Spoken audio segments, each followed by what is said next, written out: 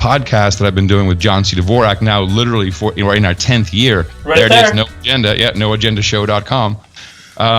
And that really became the entire job. And we've developed a number of interesting concepts. One of them is what we call the value for value model. We've never taken corporate advertising money. It's always been direct donations. But we also really involve our listeners, first of all, by addressing them as our producers and giving them the responsibility of making a great show. It's genius. Because you can't really do all this stuff without producers, but we can't afford producers. So, we need to eat, but also people to make clips, to do artwork, to do all kinds of stuff for us. We have a lot of people who just give us information because they have standing knowledge. We have doctors, dentists, people who work at agencies all over the government. That's just been kind of what I've been doing until about a year ago, a lifelong quest. Lifelong, ever since we really started podcasting. I love the idea of everything being so self-contained, but I really also want to be able to run a proper radio broadcast off of a laptop.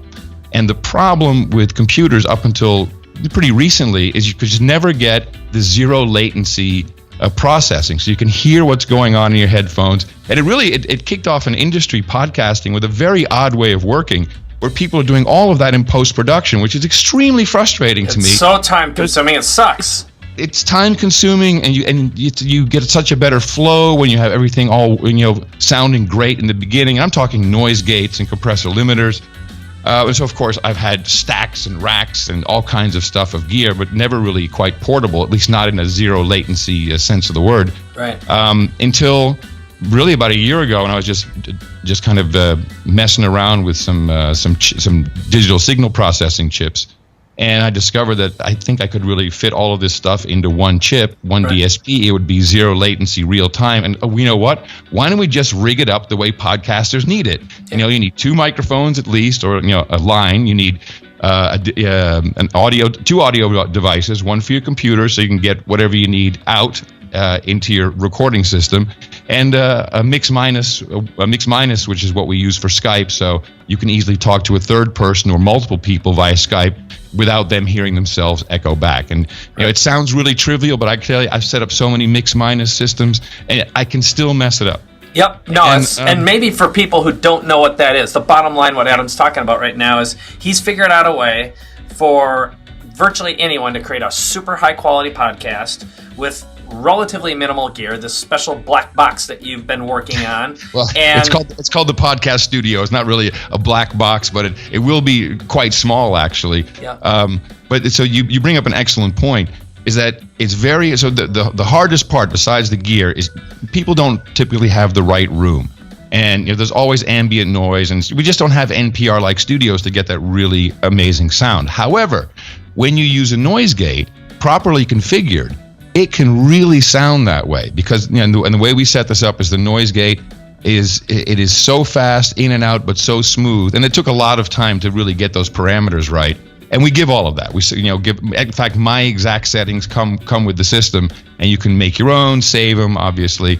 And that is the idea, to make podcasts sound great and to save people a lot of time with not going through post-processing of their sound. Right, and thousands and thousands of dollars worth of gear. So, yes, so like me, now it turns out that our mutual friend Gene, who you've been working with on this project, I've been itching. I'm like, is it there yet? Is it there yet? Is it there yet? When can I buy it? When can I buy it? When can I? So right. So what's the plan for releasing this, and where do people go to find out more?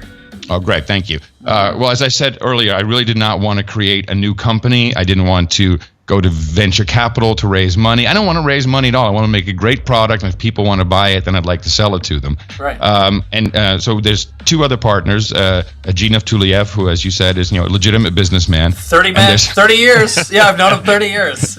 And there's Charlie Thompson, who is a retired chip designer. He worked last at Silicon Labs, and he's also a musician. So the fit is so perfect. Yeah. And so we said, why don't we develop this on our own dime, just get it all together, get our prototypes, and then we'll do a Kickstarter. And Gene actually has some experience with Kickstarter. I've always wanted to do, first of all, I've always wanted to do a hardware project. I've always done software or throwaway content. But now to actually do that with a Kickstarter, when we go into it, we're not saying, we're going to develop this. No, it'll be done. We want to place an order. And if there's enough interest, then we place an order. Everybody gets a great device, and then hopefully we can go on to do version 2. I already have a bunch of ideas, and I'm looking forward to what people find useful, and how they really, what the box does for them, and we can make changes. We can also update it. You can download new firmware. So it's extremely exciting. Yeah. And of course, everyone's like, well, we'll be done just about then. But I'm pretty sure that in May the Kickstarter will kick off, and really just because we're getting our website up and everything, and you'll be able to register for that. But if you really just follow me on Twitter at Adam Curry, that's where I'm continuously providing updates and sometimes some funny pictures of the process, which for me is really, the journey has been fantastic just to build this thing. Yeah, no, it's pretty exciting. I talk to Gene frequently, and he's, there's all kinds of new curveballs that get thrown at you, and hardware. You'd think it's getting easier with all the single chip systems that are out right now, the Pis and stuff like that. You'd think, you just strap on this and that, plug it together, and you got something magic. But you're doing some complex stuff that, Yes, and you don't even realize, I didn't know any of this, but USB wasn't ever really designed for audio to start with. Yeah. And then you find out that, one USB hub doesn't exactly work like the other one. And then, of course, now you have to break that down to the chip level and stuff you're going to order from Taiwan. Yeah. And believe me, when you called up Taiwan and say, hey, man, I want 5 chips, they're like, yeah, okay, no, well, who are you? Go away. Yeah. Because, they got 5 million orders coming through. So it's been a phenomenal process, but I've always been convinced that this, and of course Kickstarter's proved this. Yeah. But I'm building this not to become a multimillionaire. It's doubtful that'll happen. But I wanted to build this. This is what we want, and it's been so frustrating that Behringer, Mackie, all great companies, none of them have ever done anything proper for podcasting. Zero latency just means you don't wait. Okay, it's like instantaneous, mouth in, audio out, down the pipe. People can hear you in real time. And you'll hear exactly what your audience is going to hear. That's the way to do it. I feel bad. We messed up. We should have had that from the beginning. And people would, Audacity for years, post-processing. No good. It'll save people time.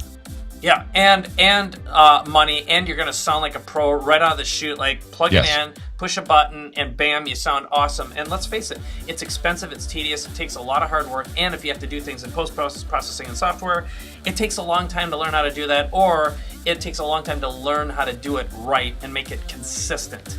And, and portability is Yeah. Portability in this case, I found that to be a very beautiful thing when you really can take your sound anywhere you go. It's freaking awesome. I cannot wait to start playing with it. You're at the top of the list, man. I'm pushing Gene and Charlie. I'm like, come on, man, we're at the box. Yeah, I want it. All right, so here's how we leave it. So don't go anywhere right now. I'm going to officially end this interview with you. But this is Adam Curry. Follow him at adamcurry.com and check out his show, The No Agenda Show. And definitely, I'll keep you posted as soon as I get word from Gene that I can send you somewhere so you can actually sign up, register, and get some pre-information, and then get involved in the Kickstarter project too. Because again, I have a little bit of inside information that I can't share with you, but this box is freaking amazing. If you've been listening to the way Adam sounds, you know how good he sounds. That's the way the box sounds too, because he's programming his own settings in there. So thank you, my friend. I really appreciate this. No, thank you for the opportunity, and I promise a beer on me next time when I'm out there for the event.